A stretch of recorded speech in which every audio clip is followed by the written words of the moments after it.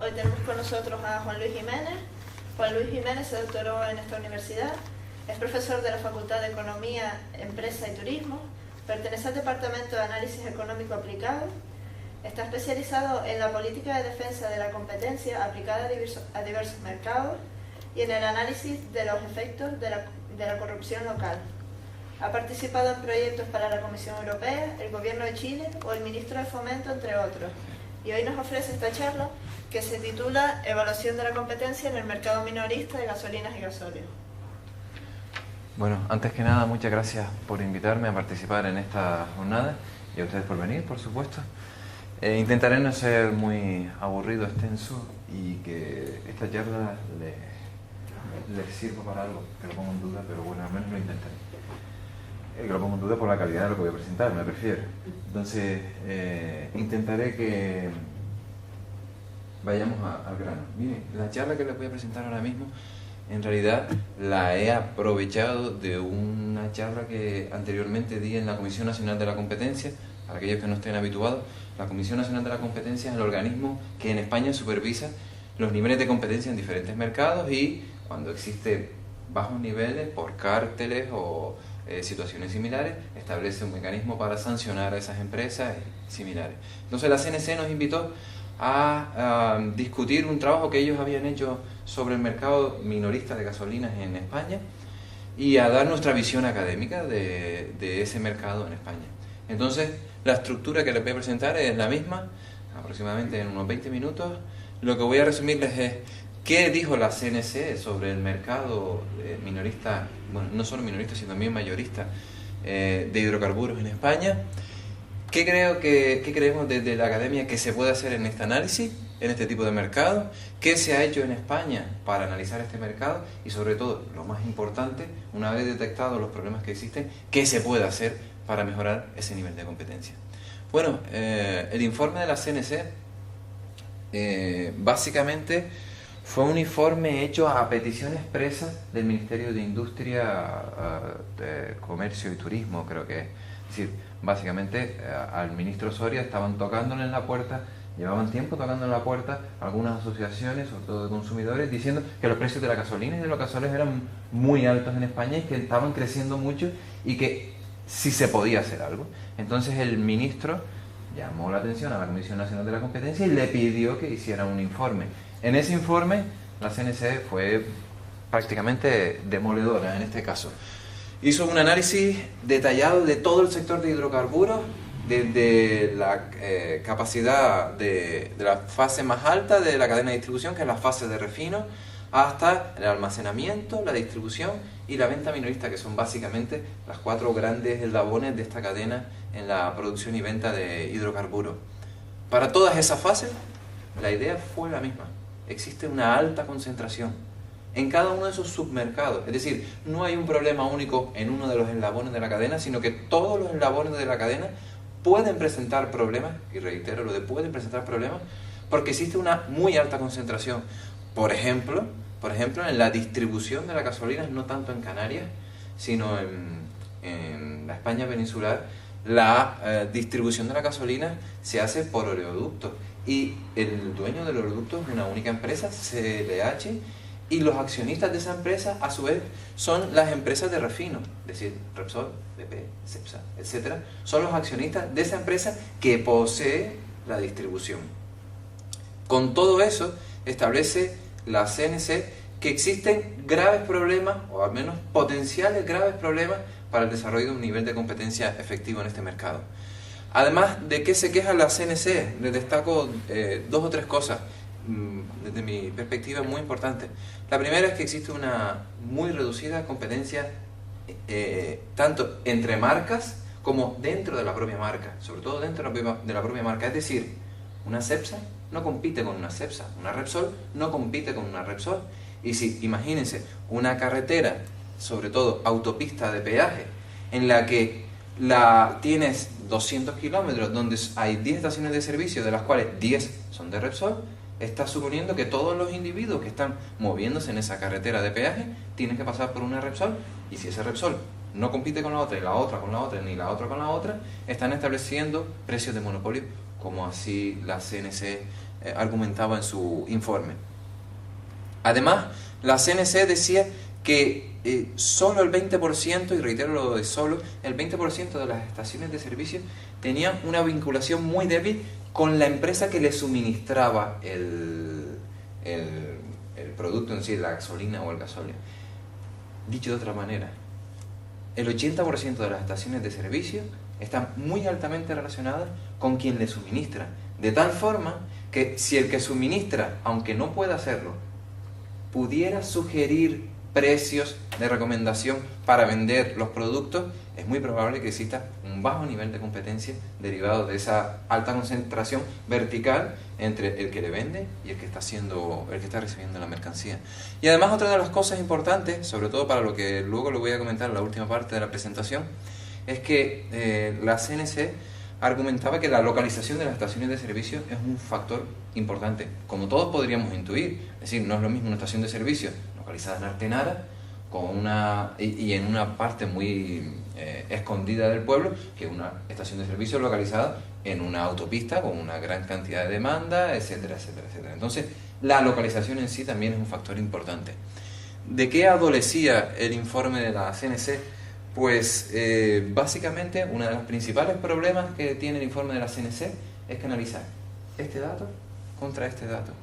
Dicho de otra manera, lo que hace, sobre todo para aquellos que tengan conocimiento de economía o estadística, lo que está haciendo es un análisis prácticamente bivariante. Está tomando solo que cómo afecta, por ejemplo, al precio de una estación de servicio la marca, o cómo afecta al precio de una estación de servicio la localización. Pero no analiza simultáneamente todos los factores que pueden afectar al precio para saber qué parte de esos factores están realmente afectando al precio. O dicho de otra manera, no hace un análisis multidimensional, o mejor dicho, multivariante, para ver qué factores afectan al precio y por tanto concluir de manera un poco más consistente. Además, el informe de la Comisión Nacional de la Competencia no analiza los procesos de concentración, es decir, las fusiones, que desde nuestro punto de vista son situaciones muy importantes a la hora de analizar la evolución de los precios en un sector, y luego les diré por qué. Bueno, antes de pasar a la segunda de las 4 partes que conforman la presentación, algunas características de este mercado. Miren, la actuación incorrecta de las empresas en un mercado generalmente se denomina colusión. Actuación incorrecta me refiero a que 2 o más empresas se ponen de acuerdo para pactar precios, cantidades o cualquier otra característica fundamental del mercado. Eso es ilegal en España y en cualquier país desarrollado. Eso es ilegal. Entonces, hay alguna serie de factores que facilitan la existencia de esa colusión entre empresas. Miren, aquí les pongo los factores que aumentan la probabilidad de colusión y los factores que reducen la probabilidad de colusión. Vámonos a lo positivo. Aquellos factores que reducen la probabilidad de que las empresas se pongan de acuerdo en un mercado. El número de competidores. Cuanto más mayor sea el número de competidores, menor será la probabilidad de que las empresas lleguen a acuerdo. Este mercado es un mercado donde el número de competidores es muy bajo. Elevada innovación. Innovación en gasolina no hay. Hay sector eléctrico, pero las propias estaciones de servicio están pensando establecer las electrolineras para los vehículos eléctricos si es que esto sale adelante. Costes asimétricos, es decir, cuanto más asimetría existe, cuanto más distintos sean los costes de una empresa respecto de otra, menos probabilidad habrá de que se coludan. Las empresas son muy similares. Asimetría en restricciones de capacidad. Este sí que se puede dar cuando existen diferencias entre la capacidad que tienen las empresas para almacenar, por ejemplo. Aquí sí que puede haber algún tipo de asimetría, es decir, hay empresas que tienen más capacidad para almacenar que otras. Diferenciación de productos. El producto básicamente es el mismo. Tú echas gasolina. Es verdad que algunos miran la marca o miran que te pongan la gasolina en lugar de que seas tú el que te vas, es decir, estaciones de autoservicio o tarjetas de puntos, etcétera, etcétera, etcétera, pero después llegaré a analizar eso con datos reales. Y por otro lado, algunos factores que aumentan la probabilidad de colusión. Tenemos, por ejemplo, que las cuotas de mercado sean simétricas. Eso aumenta la probabilidad de colusión y se da en el mercado. Que existan barreras a la entrada. Vayan a montar una estación de servicio para ver lo fácil, y esto muy entre comillas, que es establecer una estación de servicio. Y ya no le digo nada acerca de una refinería, sino que se lo pregunten a los ciudadanos de Santa Cruz de Tenerife. la frecuencia de interacción, es decir, la gasolina se compra todos los días. Si fuera a comprar un avión es mucho más difícil comprar un avión todos los días, pero la gasolina es un producto diario prácticamente como el pan. Entonces, la elevada frecuencia de interacción hace que se aumente las probabilidades de colusión entre las empresas. Las empresas siempre se ven en el mercado porque los clientes están continuamente comprando. La transparencia en el mercado también puede generar algún tipo de problema, y aquí el mercado es totalmente transparente. La gasolina se compra en el mercado spot de Rotterdam y esa cotización es la misma para todos. Puede haber diferencias en las capacidades luego de refino de cada una de las empresas, pero la base, la materia prima, es prácticamente la misma. Y además todas las empresas saben, minoristas, saben a cuánto venden las otras empresas, porque el propio ministerio publica diariamente los datos de los precios de las otras estaciones de servicio. Entonces, conoces a tus competidores y conoces cuál es la materia prima. No hay ningún problema por ese lado. Y hay otra serie de factores que pueden también afectar a la colusión, pero principalmente son estos. ¿Por qué se mosqueó? Y perdón por la informalidad. El ministerio. Bueno, el Ministerio de Industria se mosqueó, y vuelvo a pedir perdón por la informalidad, por lo siguiente. Miren, aquí tienen gasolina 95 y diésel. Estos son precios medios antes de impuestos en Europa. En el año 98 y en el año 2012. Observen, mientras que en el 98 España estaba por debajo de la media ponderada de la zona euro, resulta que en mayo de 2012 no solo no está por debajo, sino que ocupa el 5º puesto y muy cerca de otros países, también latinos por cierto, como Italia, donde los precios antes de impuestos son de los más altos de Europa. Lo mismo sucede para el diésel.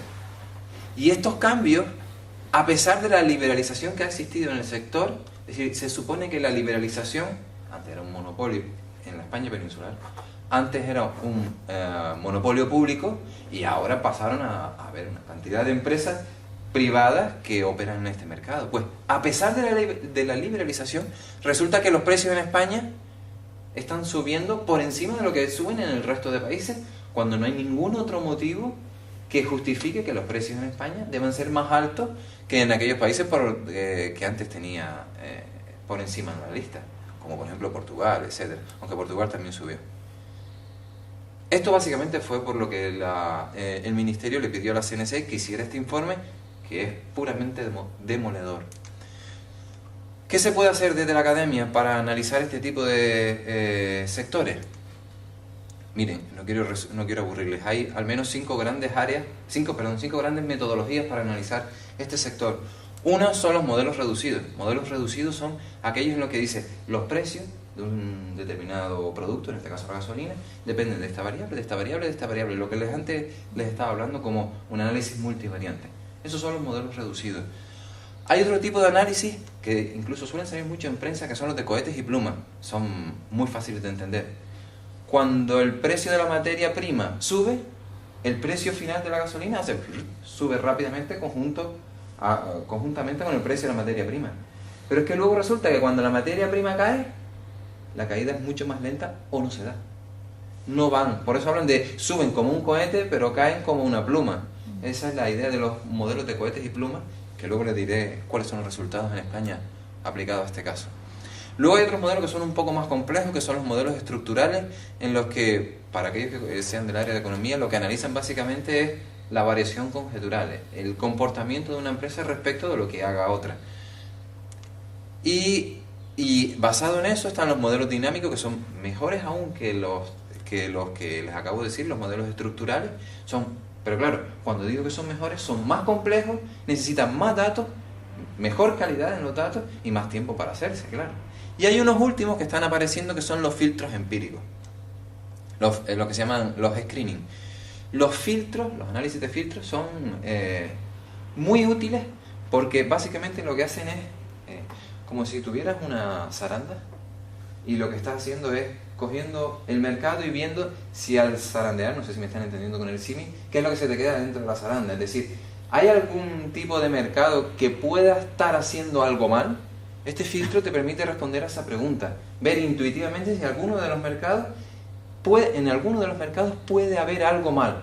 Y luego lo que hace, es decir, es una especie de descartar inicialmente, y luego lo que hace es aplicar cualquiera de las metodologías anteriores. Estos filtros se están llevando mucho porque son muy fáciles de implementar. Lo que hacen es un precio medio y una desviación estándar para esos precios y calculas respecto a una serie de variables y ya está, son muy sencillos de aplicar. Pero repito, estos filtros por sí mismos no te dicen nada, simplemente te dicen donde puede haber algo. Luego para comprobarlo están las metodologías anteriores. Esto es básicamente lo que se puede hacer desde el punto de vista de la academia. La tercera y penúltima pregunta es, ¿qué se ha hecho en España para analizar este sector? Pues miren, hay 2, 4, 6, 8 y varios de las CNC, pues debe haber como unos 14 o 15 entre artículos de investigación ya publicados e informes de la propia Comisión Nacional de la Competencia y Comisión Nacional de la Energía. Todos, independientemente de la metodología utilizada y del mercado geográfico que hayan analizado.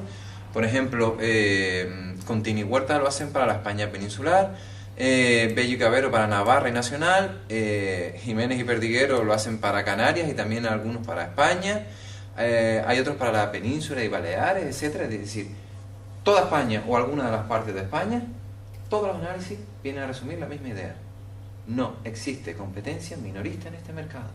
Y además existen problemas en la integración vertical. Es decir, lo que ya se viene haciendo desde 1999 fue lo que la propia Comisión Nacional de la Competencia resumió, aunque no utilizó estos trabajos, lo hizo ella por sí misma, pero resumió en el informe del año pasado. No existe competencia a nivel minorista en España. Claro, si se basa uno en esa idea, se puede preguntar, bueno, ¿y qué hacemos? Si no existe competencia, la administración pública debe hacer algo para que exista competencia. Se lo voy a poner más sencillo. Si no existe competencia, el precio es este. Si existe competencia, el precio es más bajo. Solo pensando en precio, porque la calidad, al final la gasolina es la misma. Lo único que estamos hablando es que hay diferenciales de precios. Si hay diferenciales de precios, este diferencial entre el precio de competencia y el precio de monopolio, el que lo está pagando es el consumidor. Está pagando más y por tanto consumiendo menos. Puede tener un efecto positivo, podrían decirme ustedes, porque claro, si consumes menos gasolina, generas menos contaminación medioambiental, pero para eso existen otro tipo de mecanismos. La cuestión es que hay alguien que se está aprovechando, y lo digo con todas las letras, se está aprovechando del consumidor. La administración pública puede hacer dos cosas. Bueno, puede hacer, yo creo que incluso tres. Lo primero que puede hacer la administración pública es, si descubre que hay alguien que se está portando mal, entre comillas, es decir, si hay alguien que está coludiendo y por tanto incumpliendo algunos de los artículos de la Ley 15/2007 de Comisión de Promoción y Defensa de la Competencia en España, si sabe que se está incumpliendo el artículo, actúa, denuncia, multa y en adelante y publicita para que todos los consumidores sepan que había alguien que nos estaba robando, porque eso también es una manera de sancionar a la empresa. Eso es lo que por un lado puede hacer la administración. Y por otro lado hay situaciones en las que el mercado te da un cambio. El mercado te da un cambio cuando, por ejemplo, dos empresas quieren unirse. Por ejemplo, en 2004 en España Shell salió de España y para el caso de Canarias todos los activos de Shell los compró DISA. DISA es una empresa que tiene la mayor cuota de mercado minorista en Canarias. Por tanto, informaron, porque estaban obligados a ello, las empresas informaron que iban a hacer eso a la Comisión Nacional de la Competencia y la Comisión Nacional de la Competencia evaluó positivamente esa fusión. Es decir, permitió que el más grande comprara los activos de una empresa que se estaba yendo. En ese momento en ese tipo de situaciones es cuando la administración pública puede hacer algo si no por cambiar, al menos porque no empeore la situación que ya anteriormente era de monopolio. Pues a pesar de eso y de que se resolvió positivamente para las empresas, se permitió que DISA comprara Shell, el año pasado, no quiero equivocarme, creo que fue el año pasado, Texaco también salió y cambió de bandera y ahora los Texaco son Cepsa. Pero es que resulta que en Canarias Texaco es Cepsa, Shell es Cepsa, DISA es DISA, Shell, Cepsa, Texaco. Estamos hablando que, aquí sí que me estoy aventurando porque ahora mismo no tengo los datos sobre la mesa, pero estoy totalmente seguro que DISA que es DISA, Shell, Cepsa, Texaco, tiene más del 70% de la cuota de mercado de estaciones minoristas en Canarias. Por tanto, no es una situación que a priori pueda darnos como que es un indicador de potencial competencia en el mercado. Miren, ahora les voy a... Bueno, esto es lo que quería resumirles sobre las fusiones. Las fusiones son el momento en el que puedes hacer algo porque cambie, pero debes tener en cuenta, porque claro, si dos empresas se fusionan, te pueden decir, mira, es que yo me fusiono con esa otra empresa porque la nueva empresa va a ser mejor, vamos a tener menores costes, y si tenemos menores costes, podemos llegar a bajar los precios. Eso podría ser bueno para la sociedad, pero si la empresa no es capaz de decirte por un lado que va a tener menores costes y por otro lado sabes que el poder de mercado, que es en rojo y negativo, va a aumentar, si esto no consigue subirlo y esto es negativo siempre, entonces las fusiones deberían ser prohibidas en este tipo de situaciones.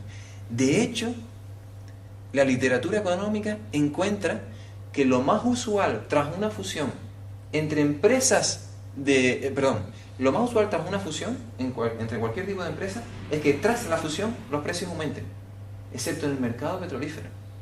Y pueden decir, bueno, pues mejor todavía, eso significaría que las fusiones entre empresas en el mercado petrolífero no generan efectos sobre los precios al alza, ya. Pero es que hay un trabajo, precisamente, que todavía no está publicado, en el que se demuestra que las empresas no varían los precios, porque los precios que ya tenían antes de la fusión eran los precios máximos que las empresas establecen, que son los precios de monopolio.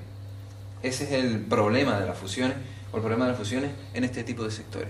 Miren, les comento dos casos particulares. Supongo que conocen esta isla. Estas puntos verdes son todas las estaciones de servicio que existen en la isla de Tenerife. Y los puntos rojos son las estaciones de servicio de una marca determinada, independiente, que existe en Canarias, Salud, que es una suma de autónomos. Es decir, en lugar de estar abanderado por Repsol, Cepsa, DISA, Shell, Texaco, está abanderado por sí mismo, bajo una enseña comercial determinada, pero en realidad son autónomos. Son un conjunto de autónomos que hacen una bolsa, compran gasolina o gasóleo y la distribuyen. Este análisis que he titulado como Efecto de las Independientes está publicado recientemente, en 2012, y lo que intentamos medir era cómo se comportaban las estaciones de servicio cuando había esa estación independiente cercana. Miren, nosotros lo que hicimos fue georreferenciar cada una de todas las estaciones de servicio de Canarias y controlábamos dónde estaba ubicada, si en una autopista o fuera de una autopista, el número de rivales que había en tantos metros. En realidad creo que era de 500 en 500, no recuerdo si era hasta 7 kilómetros o era más allá, exactamente. Aumentábamos el radio para saber el número de rivales que tenían, los servicios que ofrecen las estaciones de servicio, porque claro, se supone que cuando una estación de servicio ofrece más servicios, los precios pueden ser más altos, se ve normal porque debería tener o más empleados o unos costes mayores, etcétera, etcétera. Y la propia marca de la estación de servicio. Pues este análisis concluye que lo único que hace que una estación de servicio de estas verdes de aquí tengan precios más bajos es que exista en el círculo este de atracción una empresa independiente. Es decir, tener una empresa independiente cercana hace que la estación de servicio, controlando por todo lo demás simultáneamente, tener una estación independiente cerca hace que la estación de servicio baje los precios. Por tanto, cuando alguien dice, no, es que en este mercado no cabe la competencia, yo le respondo, mira, yo sé situaciones en las que por tener a alguien te da miedo, que es lo que hay que tener, miedo a la rivalidad entre las empresas, y bajan los precios. Intuyo que ninguna de esas empresas está vendiendo a pérdida. De hecho, me atrevería a decir, ¿conocen ustedes alguna estación de servicio que haya cerrado? Iba a decir en los últimos 20 años, lo digo para cuando quieran. ¿Conoce usted alguna vez una estación de servicio que haya cerrado? ¿Conocen? Les estoy preguntando, ¿conocen? Yo no la conozco, salvo alguna por cuestiones medioambientales o porque la carretera ya no pase por ahí, tipo la estación de servicio de La Laja. Yo no conozco ninguna otra. Así que el ratio de salida en este tipo de sectores es muy distinto de cualquier otro tipo de sectores. Supermercado, compáralo con supermercado, compáralo con librería, comparen con cualquier otro sector y verán que aquí no cierra nadie. Y cabe la competencia. Entonces, como les decía, en este tipo de análisis lo que vimos es que una empresa independiente consigue reducir los precios y reducir la rigidez. Estos dos factores están muy relacionados con el análisis que antes les comenté del filtro de varianza, porque son los dos indicadores que se tienen en cuenta, precios medios y variabilidad de los precios a lo largo de la semana. Miren, les pongo otro ejemplo, también publicado en 2011. Esta es la comunidad autónoma, el mapa de la comunidad autónoma de Galicia. Teníamos todas las estaciones de servicio, bueno, nos faltaban 3 o 4 creo, si mal no recuerdo, bueno, eran 511 estaciones de servicio. Esta era la red de carreteras, las georreferenciamos también, y teníamos para esas estaciones de servicio, teníamos dónde estaba ubicada, el tipo de carretera, el tráfico medio que tenía, los servicios ofrecidos, la marca relativamente similar, bueno, incluso un poco mejor que el trabajo que antes les comenté. Y nosotros lo que hicimos fue el análisis que cualquier consumidor podría hacer. Te queda poca gasolina en el coche, ves una estación de servicio y dices, ¿reposto en esta o reposto en la siguiente que me queda en el camino? Claro, obviamente si sabes que la siguiente va a tener un descuento importante para aguantar hasta allí o incluso salirte del camino que lleva hasta tu casa, por ejemplo, para repostar, lo harás. Si no te sale rentable, no lo haces. Sería absurdo caminar 50 kilómetros para ahorrarte 50 céntimos. Entonces, como nosotros lo que calculamos fue la probabilidad de encontrar una estación de servicio con un precio más bajo a la estación de servicio que ya está, en la que ya está delante, en la que ya está localizada, en un radio de 20 minutos, porque además teníamos las distancias en tiempo, no en kilómetros. Pues miren, los puntos blancos son que tiene una probabilidad mayor de 0,5 de tener una estación de servicio que en 20 minutos ya de por sí no es rentable conducir 20 minutos fuera de tu ruta para repostar. Bueno, pues tenía una probabilidad mayor a 0,5 si el punto era blanco, gris, y así se iba haciendo hasta probabilidad igual a 0. Observen cómo está el mapa de Galicia y si encuentran algún punto blanco, avisen. De hecho, no recuerdo si había, no creo que llegara a ser 10 puntos blancos de las 511, es decir, que no llegaba ni a un 1% del total de estaciones de servicio. Es decir, una vez estés localizado en esa estación de servicio, no te sale cuenta de ir a buscar otro en un radio de 20 minutos o menos, no te sale cuenta, porque claro, nosotros teníamos en cuenta cuánto te cuesta a ti desplazarte de una estación de servicio a otra, en tiempo y el valor del tiempo, claro, y no te sale cuenta. De hecho, en todas las que hicimos, solo en 3 casos de las 511 merecía la pena desplazarse de donde estaba a otra, solo en 3 de 511. Otro indicador más de que la competencia en este mercado es muy reducida. Bueno, hemos dicho lo que la administración dice, lo que la academia utiliza para analizar este mercado, lo que se ha hecho utilizando lo que se puede hacer, y la pregunta es, ¿y qué hacemos?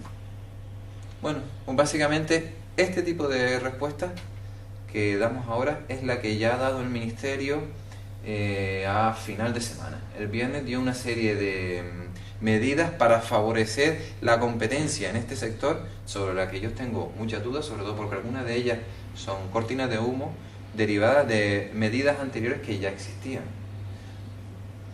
La primera gran crítica es tienes que reducir la integración vertical entre las empresas. Intentar evitar que las Repsoles, y perdón que un nombre marca, pero que hay que hacerlo así, que la Repsol controle la relación con los que venden la gasolina. Es decir, romper esta relación entre el que le vende y el que vende al final a nosotros, a los consumidores finales. La segunda es, oye, si la competencia es local, y de hecho hay en ese trabajo calculamos que como máximo las estaciones de servicio compiten entre sí en un radio no más allá de 17 minutos, incluso diríamos que mucho menos, 17 minutos o 7 kilómetros, si mal no recuerdo. Cuando vayas a establecer nuevas estaciones de servicio, procura la alternancia de banderas. Es decir, no pongas Repsol. Si tienes que permitirlo, si tienes que autorizarlo para un Repsol, procura que sea la de otra marca que esté en medio, etcétera. Eso se puede hacer bien, sobre todo en autopistas de peaje. Prohibir la concesión de monopolios en autopistas de peaje, tajante. En las autopistas de peaje lo que tiene es un riesgo de captura, en que entra allí tiene que pasar por una Repsol o por una BP o por la marca que sea, obligatoriamente. Y eso hace que si sabes que tienes que entrar por allí, los precios son lo máximo posible. Reducir trabas administrativas para entrar al sector minorista y sobre todo promover y facilitar la entrada de operadores independientes, porque está demostrado que no solo en España, sino hay otra serie de trabajos que demuestran que los independientes son los únicos que generan competencia en este mercado, y es que cabe la competencia. Y por último, que la propia administración tenga mucha más firmeza a la hora de analizar las fusiones, o dicho de otra manera menos diplomática, que sea capaz de prohibir las fusiones en este mercado, donde la ganancia de eficiencia no existe y lo único que consiguen es aumentar el poder de mercado.